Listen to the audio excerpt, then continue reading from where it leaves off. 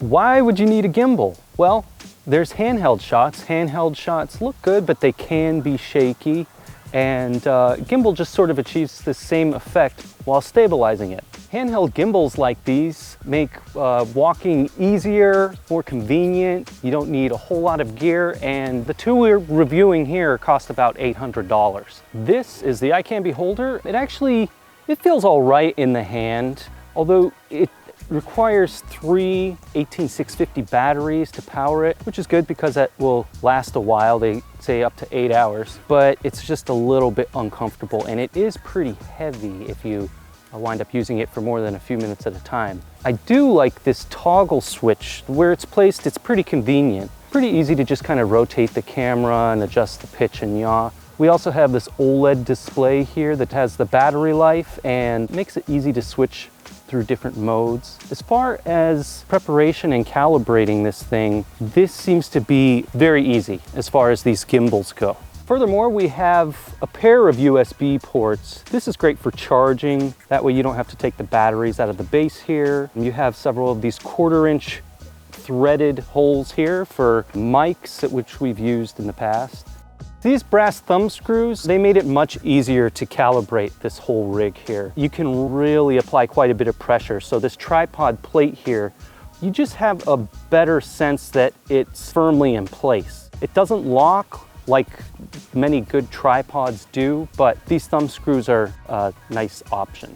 With every gimbal, there is quite a bit of preparation that goes into it. Obviously, your camera body and your lens need to be balanced pretty closely before you can just power this thing on and expect it to perform well. With these 3 batteries, it seems a lot more powerful than many gimbals used to be.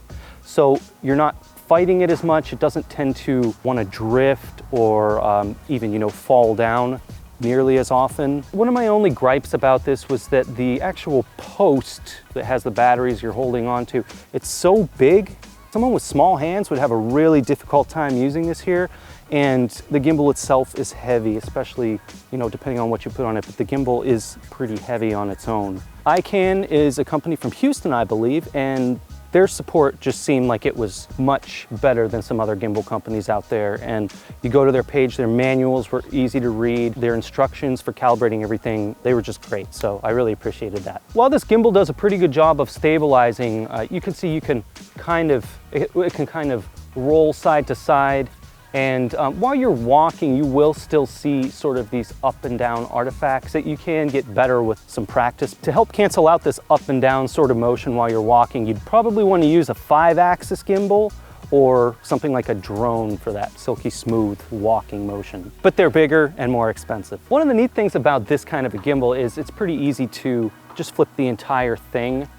This sometimes doesn't seem as bad. I will occasionally film this way. It can get a little awkward having your hand in this unusual position.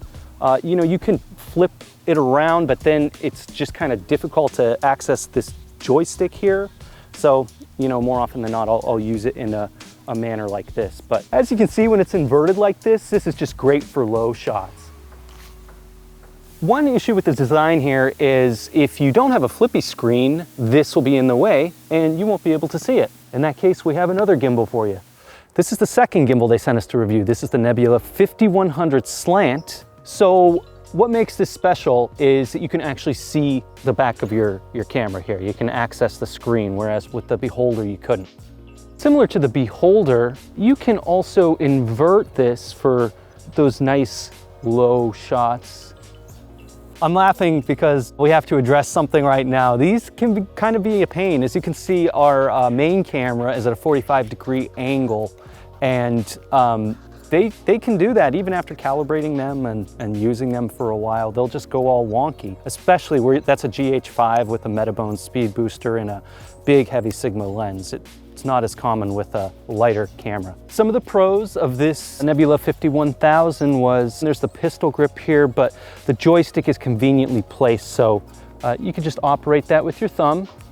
And to recenter it, the mode button is also right there. There's also this record button for starting and stopping the recording on your camera. However, I never got that set up with the Nebula 51000 here. When adjusting the Nebula, you're using sort of these like clamps, and I just have to say this is a huge drawback. These are so uncomfortable to use. There's one up here that's incredibly awkward to get to. There's one that actually affixes the plate to it, and that thing is just a nightmare to get to. If these aren't clamped down, then any one of these points can just slide completely out.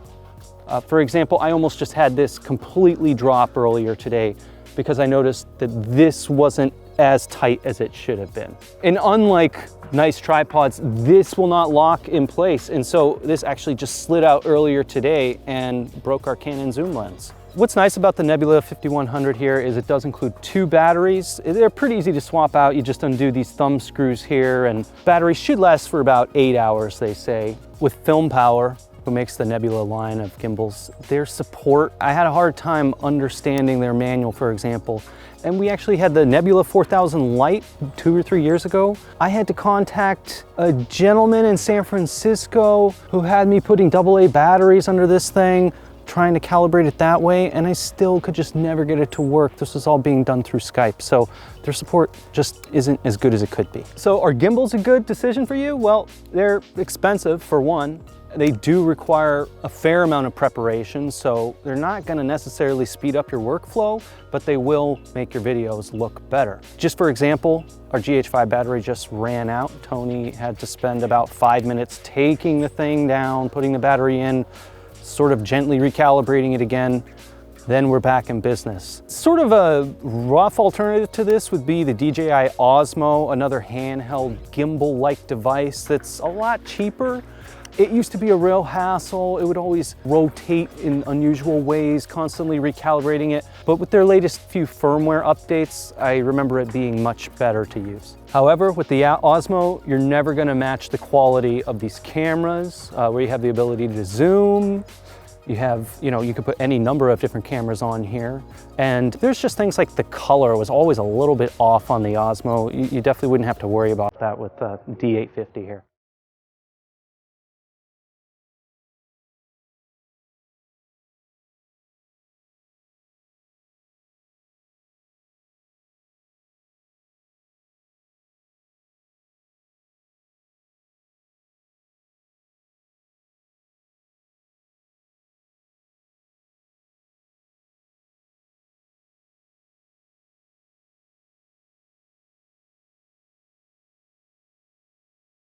Like this video and subscribe. Please stop by Northrop Photo, our online store. We got plenty of new books, including a new Lightroom Classic CC book. And thanks. This is also capable of inversion. There's got to be a smoother way of... Okay, do that again. It's pretty good with the other gimbal movement too. The pitch and the yaw.